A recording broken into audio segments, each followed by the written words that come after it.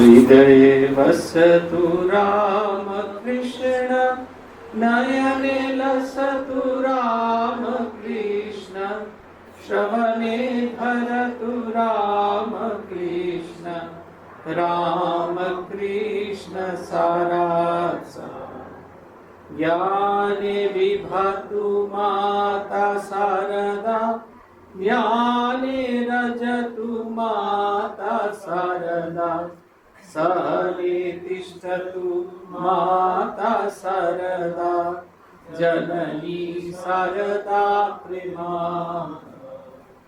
विवेके नन्दतु विवेकानन्द कर्मणि भातु विवेकानन्द वीर्ये तिष्ठतु विवेकानन्द विवेकानन्द ज्ञानपरावार हृदये वसतु रामकृष्ण नयने लसतु रामकृष्ण श्रवणे धरतु रामकृष्ण रामकृष्ण सारात् सार।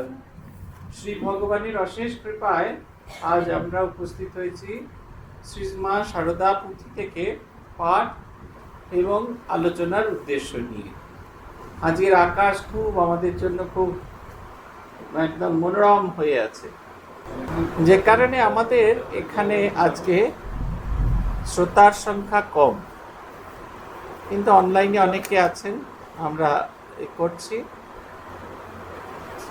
যে অংশটি পাঠ করব সেই অংশটি হলো এই, শ্রী শ্রী ঠাকুর তিনি আমরা সবসময় দেখে থাকি মাস্টারমশাইয়ের বর্ণনায় তার প্রেম ও নৃত্য, তিনি সেই যে তার সেই অদ্ভুত সুন্দর তার প্রেম গীত তিনি সেই করছেন, সেইগুলি আমরা দেখে থাকি, তার বর্ণনাও করে থাকি। কিন্তু এইখানে হচ্ছে শ্রী শ্রী মা তার দৃষ্টিতে তিনি যেন এই বর্ণনাটি করছি আমরা আজকে, আমরা এই কারণে করব।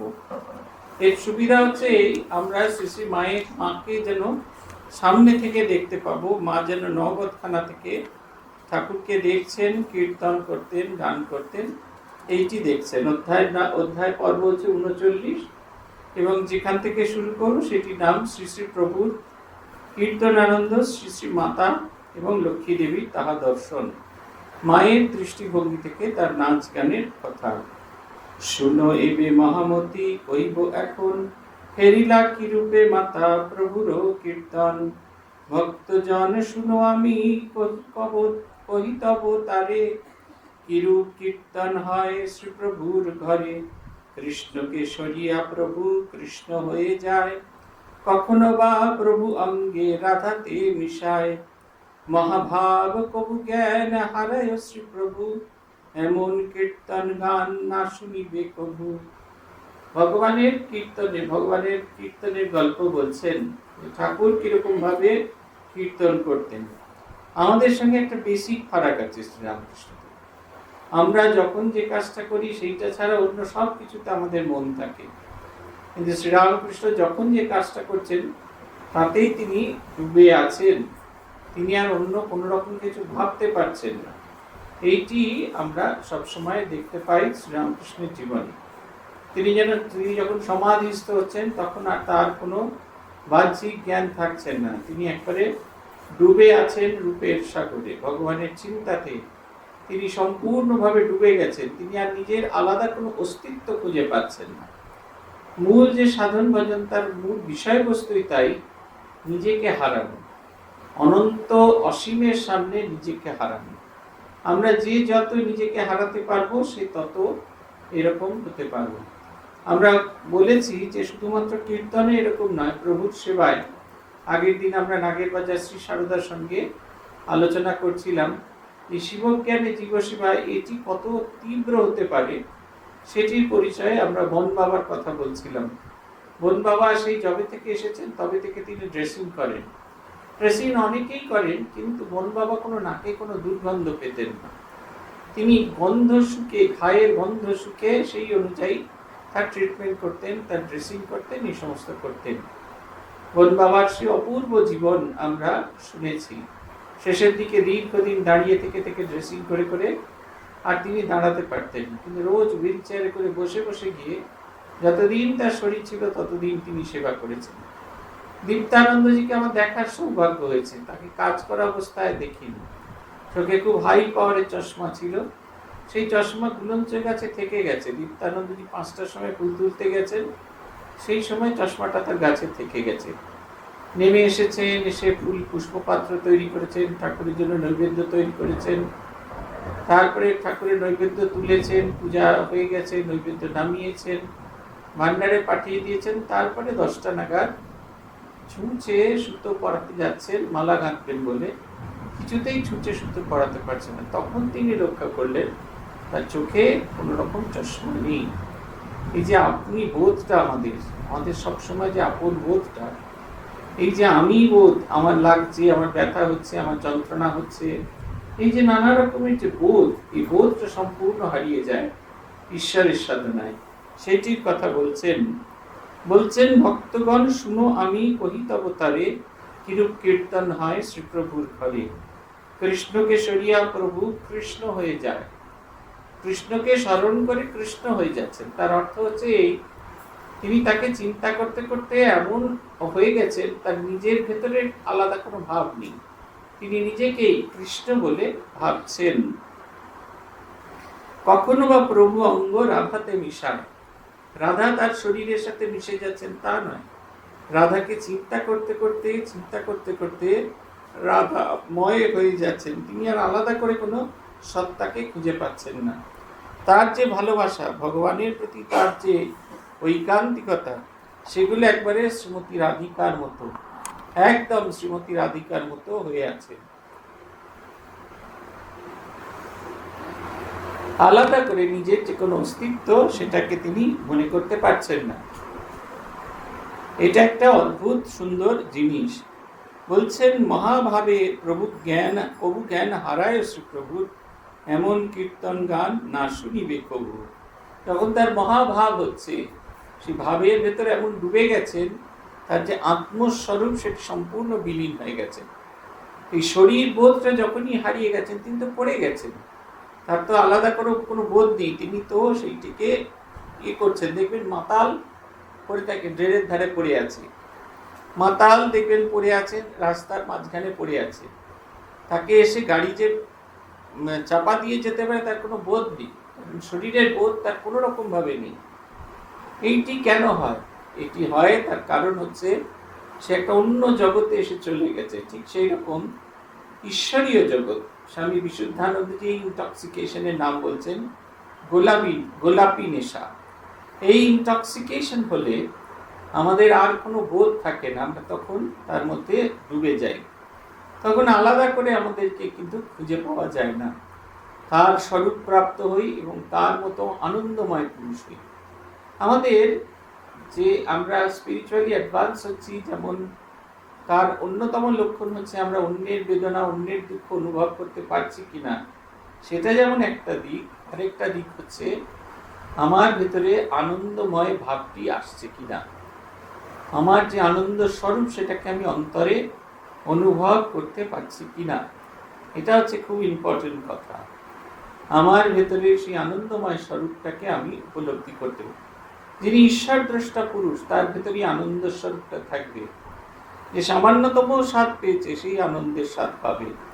সে শুধুমাত্র নিজে আনন্দ হবে না, আনন্দময় হবে না, সে আনন্দ বিকিরণ করবে। আমরা মহারাজের সঙ্গে কথা বলতাম, বুদ্ধেশানীর সঙ্গে কথা বলতাম, শব্দের পিঠে শব্দ, তার পিঠে শব্দ, আমরা বলতাম সব উত্তর আপনার ঠোঁটের গোড়ায়। তখন ঠিক বুঝতে পারতাম না ব্রহ্মজ্ঞ পুরুষ কেমন, তার প্রতি কথায় প্রতি শব্দের ভেতরে আনন্দ বিকিরিত হচ্ছে। এমন মজার করে বলছেন, কোথায় পোস্টিং হয়েছে না বেলঘরিয়া, চালাও পানসি বেলঘরিয়া। আগেকার দিনে সেই নৌকা ভাসানো হতো, কোন দিকে যাবে না, চালাও পানসি বেলঘরিয়া। আচ্ছা, তুমি যখন জানো না তোমাকে কি কাজ দেবে, চালাও পানসি বেলঘরিয়া। বেলঘরিয়ার উদ্দেশ্য তো রওনা দাও, তারপরে যা হবে। সব সময় আনন্দময় পুরুষ হয়ে আছে, এইটা হচ্ছে বৈশিষ্ট্য। পুথিকার বলছেন,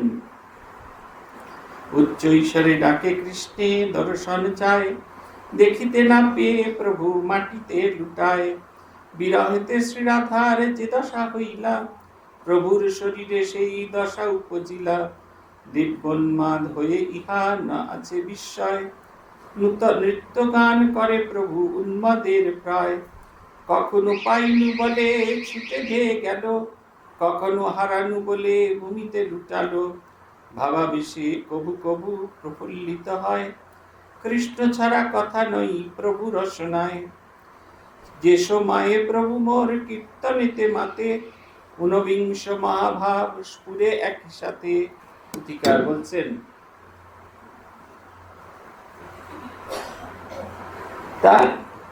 তার গানের ভেতরে, তার কীর্তনের ভেতরে দুটি ভাব বিশেষ করে প্রকাশ পেত। নম্বর এক, সেটি হচ্ছে, এক হচ্ছে বিরহেতে শ্রীরাধার যে দশা হইল, উচ্চস্বরে ডাকি কৃষ্ণ দর্শনে চায়, দেখিতে না পেয়ে প্রভু মাটিতে লুটায়। আপনি কারোর সঙ্গে দেখা করতে এসছেন, আপনি জানেন সে ঘরের ভেতরে আছে, আপনাকে কিছুতেই দর্শন করতে দেওয়া হচ্ছে। আপনি কি করেন? বাইরে থেকে চেঁচাতে থাকেন, ও রামবাবু, ও রামবাবু, ও রামবাবু, তোমার সঙ্গে দেখা করতে এসেছি গো, তোমার সঙ্গে দেখা করতে এসেছি গো। আপনার যে উপস্থিতি সেটাকে বলে। ওই যেরকম আমরা দেখি কেউ কেউ দাঁড়িয়ে থাকেন বারান্দায়, বন্ধু এলে তবে দুজনে মিলে একসঙ্গে গলা জড়াজড়ি করতে করতে আসবেন, উপস্থিতিটা দেখার দেন। ঠিক সেই রকম, অথবা একজন এসে জায়গা ঠিক করে রাখেন, বন্ধু এলে তারপরে তিনি তার পাশে এসে বসবেন। একেবারে ভগবান আছেন এই বোধটা যতক্ষণ না হচ্ছে ততক্ষণ অব্দি তিনি বসবেন না। একেবারে এই ভাবটি একবারে রয়েছে, ভগবান ভেতরে আছেন, ভগবানকে দেখতে পাচ্ছি না, চিৎকার করছি, তোমাকে দেখতে চাইছি। এই দেখুন তিনি ডাকছেন, কাঁদছেন। আবার বলছেন, বিরহেতে শ্রী প্রভুর যে দশা হইলা, প্রভুর শ্রী শরীরে সেই দশা উপজিলা। আস্বাদন করার পরে যখন আমাদের বিরহ হয়, শ্রীকৃষ্ণ শ্রীমতী রাধিকার সঙ্গে লীলা করে গেলেন, করে সোজা একেবারে সেই দ্বারকাপুরীতে চলে গেলেন। আমাদের এখানে হলে আমরা আগে প্রথম মহিলা সঙ্গে যেতাম, সেইখান থেকে মহিলাদের জোগাড় করে থানায় যেতাম, এফআইআর করতাম, ও 98-এ কত কি সমস্ত কিছু ফ্রড হেনা তেনা সব কেস করতাম। শ্রীমতী রাধার দেখুন এসব কোনো কিছু নাই, তিনি যেটুকু পেয়েছিলেন সেই পাওয়ার আনন্দে বিভোর হয়ে আছে। সেই পাওয়ার আনন্দটা কেমন করে এনরিচ করছেন, সেই তার মধ্যেই আনন্দ। আমরা যখন মঠে যাই আর একেবারে বুদ্ধিসানন্দজিকে তার দেখার সুযোগ নেই, আমরা কল্পনা করার চেষ্টা করি, এই সেই জায়গায় এইখানে মানুষ দাঁড়াতেন, এইখান দিয়ে ঠাকুরকে দেখতেন, এইখান দিয়ে মাকে দেখতেন, এই যে নানা রকমের জিনিসপত্র, এগুলো চিন্তা করার চেষ্টা করে থাকি। এই লীলাকে পুনরাভিনয়, লীলাকে পুনর্চিন্তন করতে থাকি আমরা। আমরা তো তাকে দেখতে পাবো না, সেই কারণে তিনি রেখে দিয়েছেন। ইনিও ঠিক একই কাজ করছেন, আমাদের শ্রীমতী রাধাও করছেন, কোনো দুঃখ প্রকাশ করছেন না, কোনো রিগ্রেট নেই। তোমায় পাইনি বলে আমার কোনো দুঃখ নেই, আমি তোমাকে পাওয়ার কথা বারবার বারবার অন্তরে অন্তরে চিন্তা করছি। বলছেন শ্রীমতী রাধিকার অবস্থান তিনি প্রাপ্ত হচ্ছেন। কখনো পাইনি বলে ছুটে দিয়ে গেল, নৃত্য করে প্রভু কখনো হারানু বলে ভূমিতে লুটালো। দুরকম, একবার আশা জেগেছে, হ্যাঁ এইবার গেলে ভগবানকে অবশ্যই দর্শন করতে পাবো, তাই তাকে পাবো বলে ছুটতে চলেছি। শুনছি যে নতুন অনুসারী এসেছে, 20 টাকা ছাড় দেবে, পাবো বলে ছুটতে ছুটতে যাচ্ছি, নতুন আশা নিয়ে ছুটতে ছুটতে যাচ্ছি। হ্যাঁ, কখনো এই যে মিনুসারি বলছে 25 টাকা ছাড় পাওয়া যাবে, আপনি ছুটতে ছুটতে গেলেন, গিয়ে শুনলেন যে আপনি শাড়ি সব স্টক সব বিক্রি হয়ে গেছে, আপনি ভারাক্রান্ত হৃদয়ে ফিরে আসছেন। পাবেন বলে, যে পাওয়ার যে একটা আশা আছে, শ্রীমতী রাধাকার সঙ্গে আমাদের এই ফারাক হচ্ছে, পাবো বলে আশায় যে ছুটছি, শ্রীকৃষ্ণের দর্শন পাবো, আবার পেলাম না বলে তজ্জনিত যে দুঃখ, তার জন্য কোনো বিলাপ নেই, সেটাকেও অ্যাকসেপ্ট করছেন, ভাবছেন সেটাও এক ধরনের বিলাপ। শ্রীকৃষ্ণের কীর্তনে, শ্রীরামকৃষ্ণের কীর্তনে, শ্রীরামকৃষ্ণের গানের ভেতরে এই ভাবটি একটু একটু একটু করে প্রকাশিত হচ্ছে, সবসময় এই ভাব প্রকাশিত হচ্ছে। আমাদের যেন রোজ চাই। বলছিলাম একদিন, সেদিনকে জপ ধ্যান করছি, আর প্রসাদকে বললাম দেখুন এত ভগবানকে ডাকছি, ভগবানের একটু দর্শন পাই না, একটুখানি কৃপাও পাই না। তা মহারাজ বললেন তাহলে ডাকার কাজটা কার? আল্লাহ আমার কৃপা দেখা দেওয়ার কাজটা কার? তার।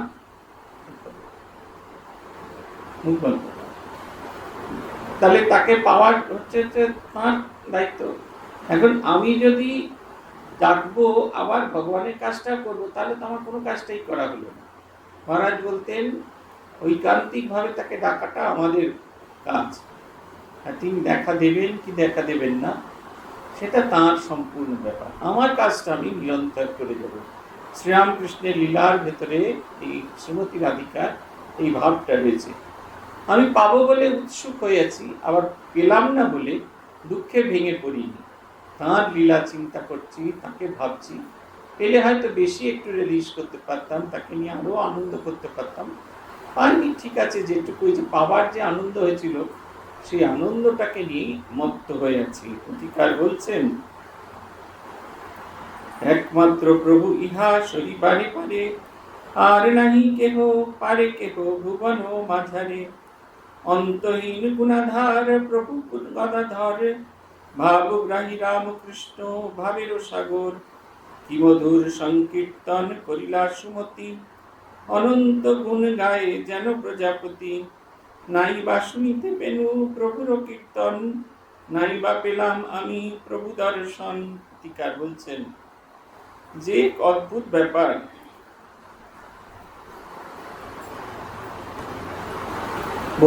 প্রভুর যে ভাব সেটি মধুর সংকীর্তন। কি মধুর সংকীর্তন করিলা সুমতি, যার মতি সু, ভগবান কীর্তন করছেন, একই সঙ্গে তার নিজের ভেতরে ভাবটি হচ্ছে, সেই সঙ্গে সেই ভাবটি তিনি সঞ্চারিত করে দিচ্ছেন। এই দেখবেন, আপনারা খুব ভালো করে লক্ষ্য করে দেখবেন, এই উদাহরণটা আপনারা খুঁজে পাবেন। আমাদের প্রেসিডেন্ট মহারাজ মন্দিরে গিয়েছেন ঠাকুরকে প্রণাম করতে, ঠাকুরকে অর্ঘ্য দিয়েছেন, ঠাকুরের সামনে হাত জোড় করে প্রার্থনা করছেন, সাষ্টাঙ্গে প্রণাম করছেন, উঠেছেন, আবার দাঁড়িয়ে প্রণাম করছেন। এটা শুধু আমার আপনার জন্য নয়, মানে শুধু ওনার জন্য নয়, উনি যেরকম করছেন ওনার ভক্তিভাব আমার ভেতরেও সঞ্চারিত হচ্ছে। আমি অনুকরণ করতে করতে ভাবটাকে আপন করে নিচ্ছি। শ্রীরামকৃষ্ণের কীর্তন হলো তাই, তার অন্তর্নিহিত ভাব সেটি যেমন তার কীর্তনে প্রকাশিত হতো, তেমনি সেই ভাবটা আমার হৃদয়ের ভেতরে সঞ্চারিত হতো। আমিও বুঝতে পারতাম যে কেমন করে ভগবানকে ডাকতে হয়, কি অদ্ভুত ভালোবাসা থাকলে ভগবানকে ডাকা হয়। অধিকার বলছেন কি মধুর সংকীর্তন করিলা সুমতি, অনন্তের গুণগান গায় যেন প্রজাপতি। প্রজাপতি ব্রহ্মা, ব্রহ্মার কাজ হচ্ছে সৃষ্টি। ভগবান এই প্রজাপতির আওতাভুক্ত এসেছেন, অনন্ত সাধারণ মূর্তি ধারণ করে এসেছেন, মানুষের মতো হয়ে এসেছেন। মানুষের মতো হয়ে এসে তিনি মানুষের ভাষায় ভগবানের কথা বলছেন। নাই বা শুনিতে পেনু প্রভু কীর্তন, নাই বা পেলাম আমি প্রভু দর্শন। যখনই আমার মন্ত্রে পেয়েছি সে নাম, অন্তিমে নিশ্চিত যাব রামকৃষ্ণ ধাম। কি প্রত্যয়ের কথা বলছেন, আমি তার দেখা পাইনি, তাতে আমার কিচ্ছু এসে যায় না। আমার দেখা পাওয়ার কথা ছিল, আমি অনেক দেরি করে এসেছি, আমি পাইনি, ঠিক আছে। সেই হচ্ছে একজনের কথা বলা হয়, ঘটনা কোথা থেকে পেয়েছেন আমি জানি না, একজন খুব বিখ্যাত বক্তা শ্রী শ্রী মায়ের উপর বক্তৃতায় ঘটনাটি উল্লেখ করেছেন। আমি অন্তত এর রেফারেন্স কথা খুঁজে পাইনি। ভাবটা ভারী সুন্দর, যেটি আপনাদের বলছি। একজন যোগিনীর সাথে শ্রী শ্রী মায়ের দেখা হয়েছে। শ্রী শ্রী মায়ের পথে তিনি মাকে নতজানু হয়ে প্রণাম করছেন। মা বলছেন কি চাও বাবা, কি চাও মা, তুমি কি চাও? তিনি বলছেন মা আমার যা নেবার আমি তা নিয়ে নেব, তুই তোর পথে এগোতে থাক। মা হেঁটে চলে গেলেন, তিনি নিচু হয়ে বসে মা যেখানে দাঁড়িয়েছিলেন সেইখানকার ধুলো কপালে নিয়ে তিনি এগিয়ে চলে গেলেন, তাঁর যে নেবার সেটা তিনি নিলেন। ভারী সুন্দর ভাব এটা। তাই বলছেন যে আমি তাকে দর্শন পাইনি, এ নিয়ে আমার কোনো দুঃখ নেই। আমি যে মন্ত্র পেয়েছি সেই মন্ত্রের মধ্যে দিয়ে তিনি আমার কাছে এসেছেন। এইটা আমরা অনেক সময় ভুলে যাই, জানেন তো। মন্ত্রের ভেতর যেদিন দীক্ষা হচ্ছে, যে মন্ত্রটা দেওয়া হয়, সেই মন্ত্রের ভেতর দিয়ে ভগবানকে পাওয়ার, ভগবানকে আপনার হাতে দিয়ে দিয়েছেন। ছোট্ট একটি বেবি যখন মাতৃগর্ভ থেকে বার করে নিয়ে আসা হয়, তাকে বার করে পরিষ্কার করতে হয়, তারপরে থাপ্পড় মারতে হয়, সে যাতে কাঁদে কাটে, তারপরে সে আস্তে আস্তে ওই রকম আগে সে গা দিয়ে চামড়া বেরোচ্ছে, তোয়ালে দিয়ে মুড়ে নিয়ে আসে। তারপরে ধীরে ধীরে বাড়িতে গিয়ে ঘষা, এখন তার তেল টেল মালিশ করা হয়, ঘষাঘষি করে ধীরে ধীরে তাকে বড় করা হয়। একটা সময় সে হামা দিতে শেখে, একটা সময় উল্টোয়, ধীরে ধীরে উঠে দাঁড়ায়, পড়ে যায়, হাঁটতে থাকে। 2-10 বছর পরে গেলে তাকে আপনি চিনতে পারবেন না।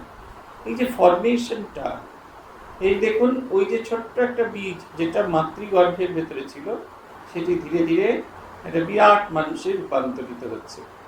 আমাদের চোখের সামনে সৃষ্টির এই যে বীজ, সৃষ্টির এই যে অঙ্কুরোদ্গম আমরা চোখের সামনে দেখি, প্রতিপলকে দেখি, তথাপি বিশ্বাস করি না যে মন্ত্রাকারে তিনি আমার কাছে এসেছেন, সেই মন্ত্রাকারে তিনি আমাকে বিকশিত করবেন, অন্তিমে তিনি স্থান দেবেন, তার শ্রীপাদপদ্মে আমি স্থান পাব। এই বোধটা আমার সম্পূর্ণ হারিয়ে যায়, আমি কিছুতেই মনে করতে পারি না। পুথিকার বলছেন, আর আর কোনো ধাম নাই ইহার উপরে, আমি না যাইতে চাই বৈকুণ্ঠ নগরে। মহাপাপী যদি কেহ শুনি নাহি নাম তার, পরিহাসে সেই নাম করে উচ্চার, তখনই সকল পাপ হইবে বিনাশ, তাহার চরণ ছাড়া আর কি বা আস। পুথিকার বলছেন যে আমার বৈকুণ্ঠনগর চাই না, রামকৃষ্ণ ভক্ত বৈকুণ্ঠনগর চাই না। কেন বৈকুণ্ঠনগর চাই না? গীতাতে বলছেন, শীনে পুনে মর্তলোকে বিশন্তি, আমি স্বর্গে যাব আমার পুণ্যের ফলে, তারপর পুণ্যের ফল যখন ক্ষয় হয়ে যাবে আবার এই মর্তলোকে ফিরে আসতে হবে, আবার সেই ইটকার পাথর দিয়ে হতে হবে। এইটা আমি আর চাই না, পৃথিবীতে আসতে চাই। তাহলে তুই কি করতে চায়? ভগবানের সঙ্গে মিলেমিশে ভগবানের সত্তা হতে চায়। তার আর অন্য কোনো বৈশিষ্ট্য নেই, তার আর অন্য কোনো ইচ্ছা নেই, সে আর অন্য কিচ্ছু চায় না, সে শুধু ভগবানের সঙ্গে মিলেমিশে একাকার হতে চায়। বলছেন মহাপাপী, যে মহাপাপ করেছে, সেও যদি ভগবানের নাম নেয়, তাহলেও তার ভেতরে এমন পরিবর্তন হয়ে যায় যে মুক্তি তার হাতের মুঠোর মধ্যে। গিরিশ ঘোষ যেদিন প্রথম দিন দেখা করতে এলেন, সেই দিনকে শ্রীরাম, সেই দিনকে না, দ্বিতীয় দিনকে ঠাকুরের সঙ্গে তার পরিচয় করিয়ে দেওয়া আছে। ঠাকুর বলছেন, আর মশাই আমাদের অবস্থা, আমরা যে স্থানে বসি তার থেকে নিচে 7 হাত মাটি শুদ্ধ অপবিত্র হয়ে যায়। ঠাকুর গাইছেন, আমি দুর্গা দুর্গা দুর্গা বলে মা যদি মরি, তবে আখেরে দিনে না তারও কেমনে জানা যাবে গো শঙ্করী। যে আমি যদি ভগবানের নাম করি, আমার যা কিছু কুফল সমস্ত কিছু নষ্ট হয়ে যাবে। ভারী সুন্দর একটি উপদেশ আত্মস্থানন্দজি বিজ্ঞান মহারাজের কাছে চেয়েছিলেন। বলেছিলেন যে দীক্ষা হয়ে গেল, নতুন জন্ম শুরু হলো, কিন্তু পূর্বাপূর্ব না জেনে যে সমস্ত কর্ম করে ফেলেছি, যে সমস্ত কুকর্ম করা ছিল, তার ফল থেকে কি করে বেরোব? বলছেন প্রথমে নিজেকে বিচার করতে হয়। সেই কর্মগুলো যদি কু মনে হয়ে থাকে, তাহলে অবশ্যই ভগবানের কাছে প্রার্থনা করবে, হে ভগবান, আর এই কর্ম দ্বিতীয়বার করবে না, আর কখনো নিজের মনকে সেই দিকে ধাবিত করবে না, তুমি তার থেকে মুক্ত হয়ে যাওয়ার চেষ্টা করবে। এই যে পাপী মুক্তি পায়, তার কারণটা হচ্ছে সে যখন ভগবানকে নাম নেয়, তখন তার ভেতরে এই বদলটা হয়। দেখবেন শ্রীরামকৃষ্ণ সম্পর্কে বলা হচ্ছে, তব কথামৃতম তপ্ত জীবনম কবিভিরীড়িতম কলমশাপহম শ্রবণমঙ্গলম শ্রীমদাততম ভুবি গৃণন্তি য়ে বুরিদা জনাঃ, ভুবি গৃণন্তি য়ে বুরিদা জনাঃ। সেই লোকের কাছেই এই কথাগুলি আকর্ষণীয় হয়, যার প্রয়োজন আছে। বৃষ্টি হচ্ছে, এক জায়গায় বৃষ্টি হচ্ছে, কয়েকদিন ধরে বৃষ্টি হচ্ছে। চতুর্থ দিন যখন বৃষ্টি হলো, লোকে আর বৃষ্টি চায় না, মাটিও নিতে পারছে না, কাদা হয়ে আছে। খানিকটা জল গড়িয়ে চলে গেল পুকুরের ভেতরে।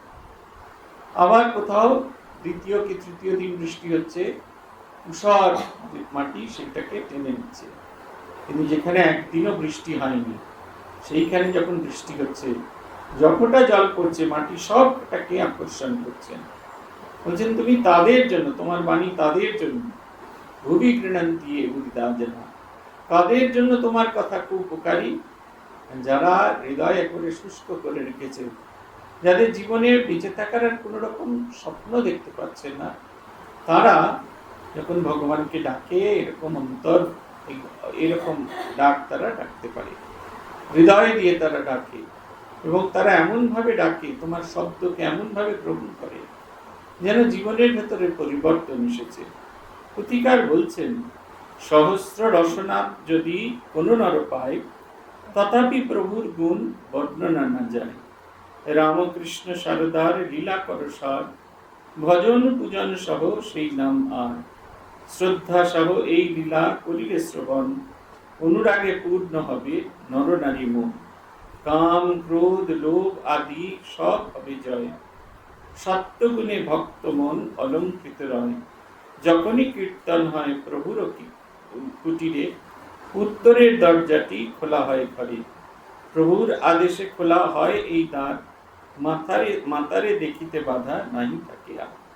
পুথিকার বলছেন, ভগবানের প্রতি ভালোবাসা হলে কি হয়? ভজন পূজন সহ সেই নাম আর। ভজন পূজন সহ যখন আমরা তার নাম গ্রহণ করি, তখন কি হয়? শ্রদ্ধা সহ এই লীলা করিলে শ্রবণ, অনুরাগে পূর্ণ হবে নরনারী। ভগবানের লীলা স্মরণ করলে কি হবে? অনুরাগে পূর্ণ হবে। অনুরাগে কেন? ভালোবাসা কেন তৈরি হবে? আমি যে সাধারণ লোক, এটিকে ভুলে গিয়েছি, মন খারাপ হয়েছে, ভীষণ মন খারাপ হয়েছে। কল্পনা করার চেষ্টা করুন, ঠাকুর সীতানাথ পাইনের বাড়িতে গিয়েছে, মেয়ে সেজে গিয়েছেন, কই ছাপার কাপড় পরেছেন, মাথায় ঘোমটা দিয়েছেন, হেঁটে যাচ্ছেন, মেয়েদের সঙ্গে গল্প করছেন, আড্ডা মারছেন, ধানের মরাইয়ের কাছে দাঁড়িয়ে আছেন, গল্প করছেন, হইচই হচ্ছে, সন্ধ্যা অবধি ঠাকুর গল্প করছেন। এমন সময় রামেশ্বর দাদা ডাকতে ডাকতে এসেছেন, গদাই গদাই গদাই, যাচ্ছি গো দাদাই বলে সেই সাজার মেয়ে পালিয়ে গেছে, মাথার ঘুমটা খুলে গেছে, কোমরের শাড়ি প্রায় খুলে যাওয়ার মতো অবস্থা, তিনি ছুটছেন। এই যখনই আপনি কল্পনা করেন, দেখবেন আপনার ভীষণ আনন্দ হবে। কেন আনন্দ হচ্ছে? কারণ আপনার এই যে অবস্থায় আছেন, সে অবস্থা থেকে আপনি নিজের মনকে অজান্তে উত্তরণ ঘটাচ্ছেন। আপনি নিজের মনকে সেখান থেকে উত্তরণ ঘটাচ্ছেন। আপনি আর সেই জায়গাতে নেই, আপনি ওই জায়গাটায় পৌঁছে গেছেন, টাইম মেশিন ট্রাভেল করছেন, শ্রীরামকৃষ্ণকে অভিনয় করে দেখছেন। তাই বলছেন, তার লীলা যত আমরা অনুধ্যান করে থাকি, যার লীলা আমরা যত অনুধ্যান করতে থাকবো, তত আমার অনুরাগে পূর্ণ হবে। ভগবানকে যত দেখতে পাবো, ভগবানকে যত অনুভব করতে, লীলা অনুধ্যান করা হচ্ছে ভগবানকে দেখতে পাওয়া, ভগবানকে যত দেখতে পাবো, তত আমরা তাকে, আমার আনন্দে হৃদয় ভরে যাবে। কি কি হয় ভগবানকে চিন্তা করলে? কাম ক্রোধ লোভ আদি সব হবে জয়। যেগুলো আমাদের বারবার ঘুরিয়ে রাখা হয়, বাসনা, পাওয়ার আরো অতিরিক্ত পাওয়ার ইচ্ছা, আর সেটা যখন পাচ্ছি না তজ্জনিত যে ক্রোধ, এই তিনটে আমাদের বারবার ঘুরিয়ে রাখে, বারবার আমাদের এই সংসার চক্রের মধ্যে বেঁধে রাখে, কিছুতেই এর পারে যেতে দেয় না। সেই তিনটে আমরা সহজে অতিক্রম করতে পারব। বলছেন, শ্রী শ্রী মায়ের প্রতি ঠাকুরের কি অপার করুণা। বলছেন, যেদিকে মায়ের ঘর, উত্তর দিকে ঠাকুর যখন গান গাইতেন, কীর্তন করতেন, এদিকে সব ভুলে যাচ্ছেন, কিন্তু যখন গান গাইছেন, কীর্তন করছেন, বলছেন উত্তরের দরজাগুলো খুলে দাও। ভক্তরা ভাবছে উত্তর দিকে হাওয়া আসবে বলে, সেইখানে ঠাকুর বলল, তা নয়, মা লক্ষ্মী দিদি দাঁড়িয়ে দাঁড়িয়ে সে কীর্তন দেখবেন, তাদের দেখবার সুযোগ করে দিচ্ছেন। পুথিকার বলছেন, শ্রীমাতা ও লক্ষ্মী দিদি এক ছিদ্র দিয়া, কতই আনন্দ লভে কীর্তন হেরিয়া। ক্রমে ক্রমে ওই ছিদ্র বাড়িতে লাগিলা, রামলালে কহে প্রভু পর্দা ফাঁক খোলা, অসমর্থ লাল রামলাল সে ভাব গ্রহণে, নিজের না চিনে প্রভু অন্যকে বা জানে, হেরিয়া প্রভুর লীলা বন্ধন টুটিলা, সেই হেতু কহে প্রভু পর্দা ফাঁক খোলা।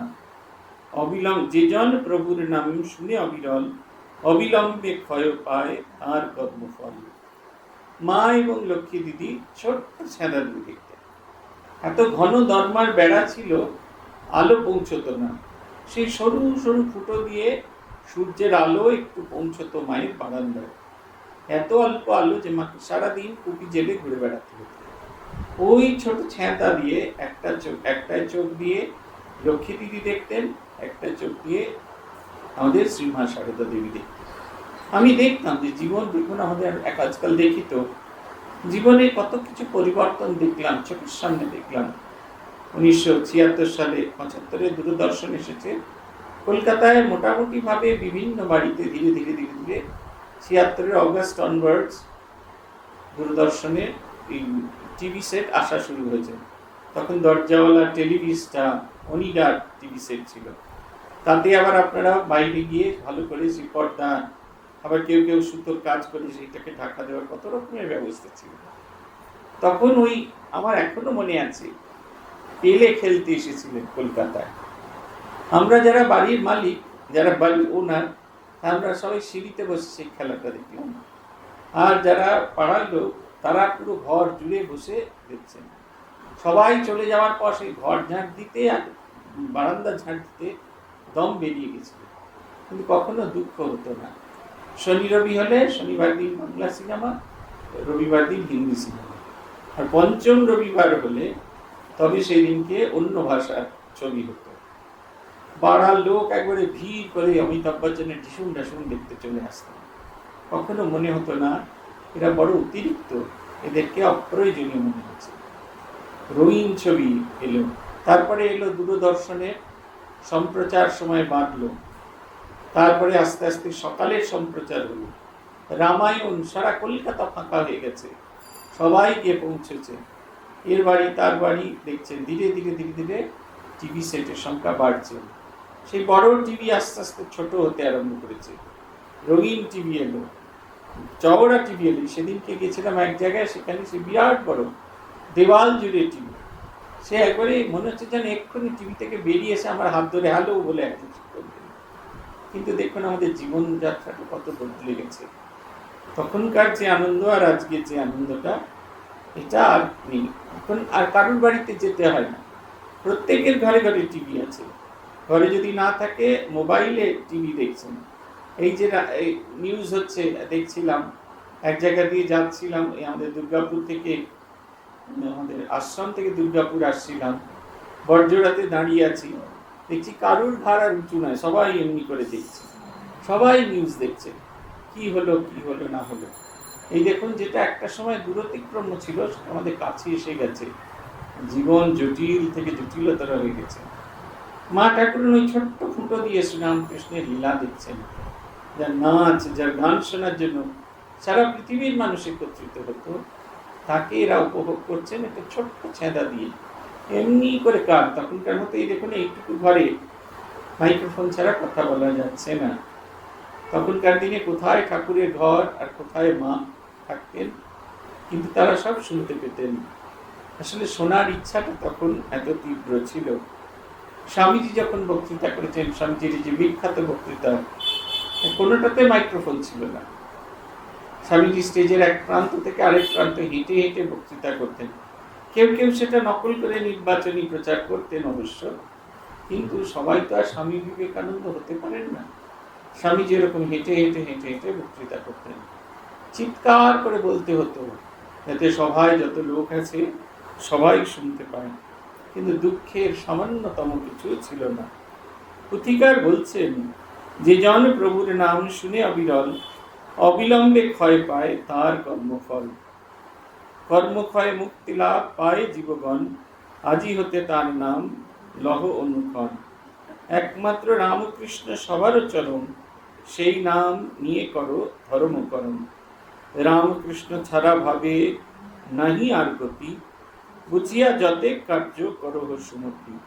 মহাশক্তি মা আমার ওই নাম ধরে সন্তানগণের কর্ণে বিতরণ করে। এই নামই করো ভাই জীবনের সার, অনায়াসে হবে পার ভব পারাবার। আমার নাহিক ভয় জানি আমি প্রাণী, শরৎ দিয়াছে নাম ব্রজেনের কানে। কি অপূর্ব কথা বলছেন! ভগবানের নাম, ভগবানের নাম তিনি বলছেনই। ভগবানের নাম করলে কি হয়? মুহূর্তের মধ্যে কর্মক্ষয়, কর্মফল, কর্মবন্ধন ক্ষয় হয়ে যায়। আর কোনোভাবে কোনো কর্মবন্ধন আমাদের আর বেঁধে রাখতে পারে না। আমরা কোনো কর্মের মধ্যে বন্ধন হতে পারি না, কিছুতেই আমাদের কোনো রকম কর্মবন্ধন হতে পারে না। তাই বলছেন, কর্মক্ষয় থেকে যদি হে জীবগণ মুক্তি পেতে চাও, তাহলে অবশ্যই ভগবানের নাম করো। আজ থেকে তার নাম দাও। অনুক্ষণ, এই শব্দটা খুব ইম্পর্টেন্ট। এই সকালে নিলুম, বিকেলে নিলুম, 108 বার করে নিলুম। আমাকে সেদিন একজন বলছেন, একটা ভিডিও দেখি, পূজ্যপাদ সহিতানন্দজি মহারাজ বলেছেন, যাতেই জপ করো, মালাতেই জপ করো, যাতেই জপ করো, শুরুটা 108 করেতেই জপ করতে হবে। আমায় বললেন, কই আমি তো এখন কোনোদিন করে জপ করি না, তবে থেকে মালা পেয়েছি মালাতেই জপ করি। কারণ আপনার গুরু আপনাকে, উনি তো শুরুতে বলেছেন, আপনার গুরু আপনাকে যা ইনস্ট্রাকশন দিয়েছেন তাতেই করবেন। আমাদের গুরু মালা দেওয়ার সময় বলে দিয়েছিলেন করে জপ করতে হবে। তিনি বলছেন, তাহলে তো অনেক ডিউ রইল। হ্যাঁ, অনেক ডিউ রইল। সকালে একটা জপ করুন, একটা ডিউ জপ করুন, বিকেলে একটা ইউজুয়াল জপ করুন, একটা করে ডিউ জপ করুন। এই করতে করতে একটা সময় ডিউ শেষ হয়ে যাবে, জপ করবেন। এই যে অনুক্ষণ জপ, এই জপ করার জন্য অনুক্ষণ সব সময় তাকে ডাকছে। আমি নিশিদিনও তোমায় ভালোবাসি, তুমি অবসর মতো বাসি। সব সময় তাকে ডাকা, নিশিদিন, শ্বাসে প্রশ্বাসে, প্রতি মুহূর্তে তাকে ডাকলে কি হবে? বাহ্যিক জগৎ যেটা আমাকে ভীষণ রকম কষ্ট দিচ্ছে, সেই বাহ্যিক জগৎ থেকে আমরা মুক্তি পেতে পারি। বলছেন, মহাশক্তি মা আমার ওই নাম ধরে সন্তানগণের কর্ণে বিতরণ করে। শ্রীমা অন্যান্য মন্ত্র দীক্ষা দিয়েছেন, শ্রীরামকৃষ্ণ মন্ত্রে দীক্ষা দিয়েছেন ঋষি। শ্রীরামকৃষ্ণ নাম ডঙ্কা মারা নাম, সেই কারণে সেই মন্ত্রের ধারা এখনো চলে আসছে, আমরাও সেই নাম পাচ্ছি। আমার নাহিক ভয় জানি আমি প্রাণী, শরৎ দিয়েছে নাম ব্রজেনের কানে। ব্রজেন্দ্রনাথ যিনি লিখেছেন, তার খুব আনন্দ, কারণ তার কোনো ভয় নেই। শারদানন্দজি তাকে শ্রীরামকৃষ্ণ নামে অভিষিক্ত করেছেন। নারীগণের প্রতি প্রভুর উপদেশ, শ্রীমাতার মহিমা। শৈশবে শ্রীমাতা এক মন্ত্র করি জয়, দিতেন দেহের ব্যাধি করি নিরাময়। প্রভুর আদেশ শুনে মাতা একদিন ইষ্ট পাদপদ্মে মন্ত্র করিলা বিলীন। করিলে আহার অন্ন আর কিছু ফল, যোগিন মা প্রভুর হস্তে ঢালিতেছে জল। অকস্মাৎ কহিলেন প্রভু সে সময়, গলায় হয়েছে ব্যথা, আজ দিন কয়। তোমার রয়েছে মন্ত্র আরাম করার, প্রয়োগের ব্যবস্থা করো ইহা সারিবার। শ্রীপ্রভুর কথা শুনি বুলাইলা হাতে, কিছু উপশম ব্যথা যেন অকস্মাৎ। যোগিন মা কয়, মাকে নাহি জানি এ, বল দেখি কি রূপে প্রভু পাইতে। আমি তো কহিনি প্রভু সাক্ষাৎ, আমি তো কহিনি প্রভু প্রভুর সাক্ষাৎ, পারি আমি পারি আমি শরীরের ব্যথা সারাইতে।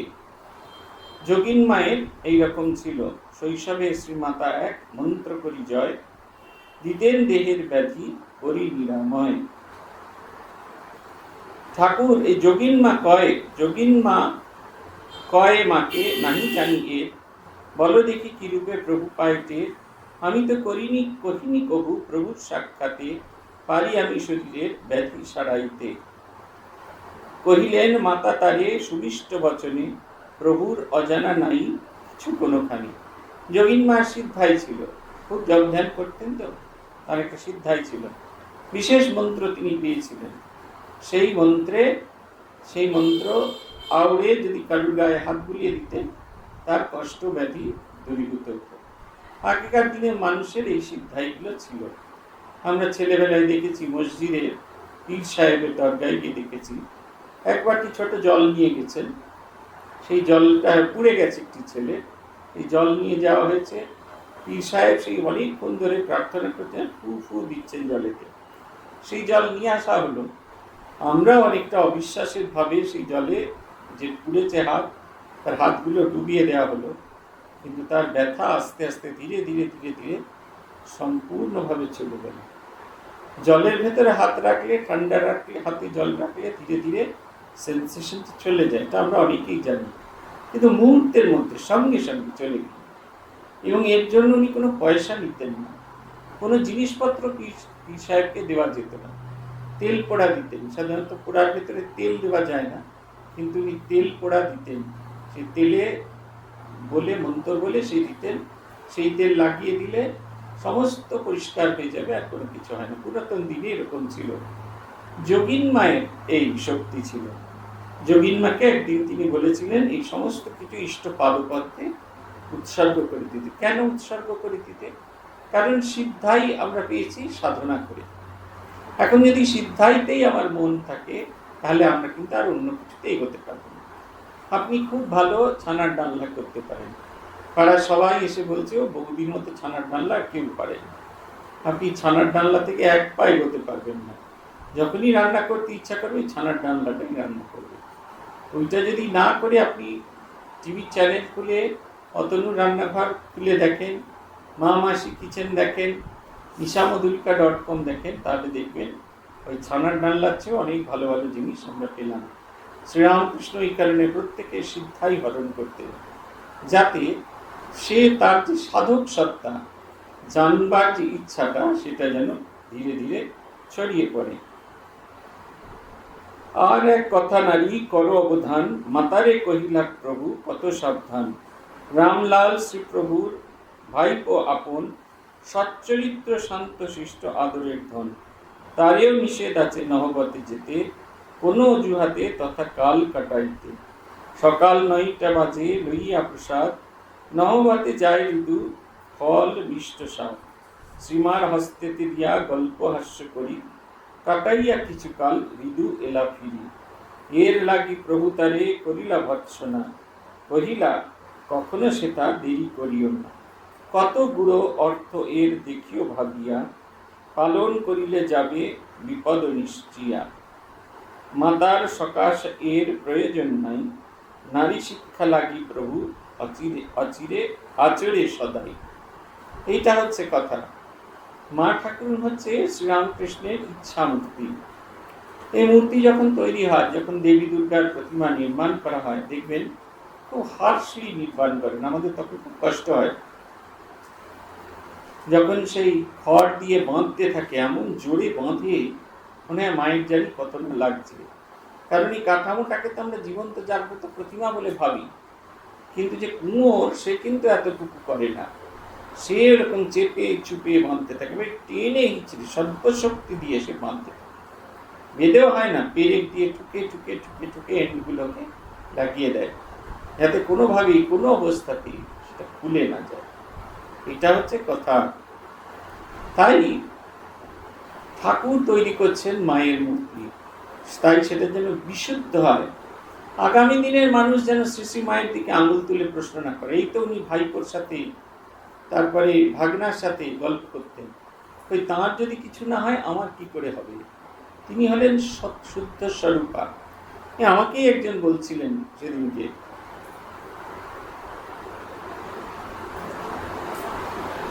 ঠাকুর বলে গেছেন সকলের ভেতরে মাকে দেখতে। আমি আপনার সঙ্গে কথা বলছি আর আপনি বলছেন এখন কথা বলা যাবে না, আমি কি মা নই? হ্যাঁ, নিশ্চয়ই মা। মধ্যরাত্রি, রাত্রি 10টার সময় কথা বলার জন্য দরকার নেই, অবশ্যই মা। আমি বললাম কথায় কথায় ঠাকুর মা স্বামীজিকে উল্লেখ করবেন না আমাদের জীবনের জন্য। তাঁদের জীবনটা আদর্শ, সেইটাকে আমাদের স্তরে আর টেনে নিয়ে আসবেন না। মা ঠাকুরনের যখনই এইটা মনে হবে, তখনই মনে করুন তো আমি কি সেই যোগ্য এই চতুর্দিকে 4টে আগুন আর মাথায় সূর্যোদয় থেকে সূর্যাস্ত দিয়ে আগুন জেলে পঞ্চতপা করতে পারি? আমার কি সেই যোগ্যতা আছে? আমি যে শ্রী শ্রী মায়ের সঙ্গে আমার নিজেকে তুলনা করছি, বলছি আমি তার তুল্য, আমার ভিতর কি তার প্রকাশ আছে? যা হচ্ছে কথা। যখনই তুলনা করতে যাবে তখনই ভাববেন আমি এর যোগ্য কিনা, ভাবতে হবে। আগামী দিনের মানুষ যাতে শ্রী শ্রী মা সারদা দেবীর পূত চরিত্র নিয়ে সামান্যতম প্রশ্ন না করেন, তাই শ্রীরামকৃষ্ণের এই ব্যবস্থা, এই কঠিন নিয়ম। যখন ফরমেশন হবে, যখন হবে, তখন বাইরের কোনো কিছু থাকবে না। আমাদের যে সাধু জীবনের প্রথম 10টি বছর, ইদানিং একটু সেন্টারে ব্রহ্মচারীরা একটু এক্সপোজার পান বাইরের দিকে। আমরা যখন সাধু হতে এসেছি তখন আমাদের এই এক্সপোজারটা ছিল না। একেবারে অন্তর্পুরচারিণীর মতো আমরা থাকতাম। সকালবেলা ঘুম থেকে উঠে মন্দিরে ঠাকুর সেবা করার পরেই অফিসের ঘর, আমার যে ঘরটায় আমি অফিস করতাম সেটা একটা স্টেজের ওপর দিয়ে উঠে তারপরে ধীরে ধীরে সেটা গ্রিন রুম, সেটা একটা গ্রিন রুম ছিল। সেখানে ঢুকতে গেলে 3টে সিঁড়ি দিয়ে নেমে যেত। অডিটার এসছেন, তিনি বলছেন আপনি এরকম মেট্রো রেলের স্টেশনের মতো জায়গায় বসে কাজ করেন, জানতুন না তো? 3 দিক দরজা দিয়ে বন্ধ, 3 দিকে জানলা বন্ধ, শুধু ওই যে ভেন্টিলেটারের যে আলো, সেই আলো আসছে, সেই ন্যাচারাল লাইটে পাখা চালিয়ে বসে কাজ করে চলেছে।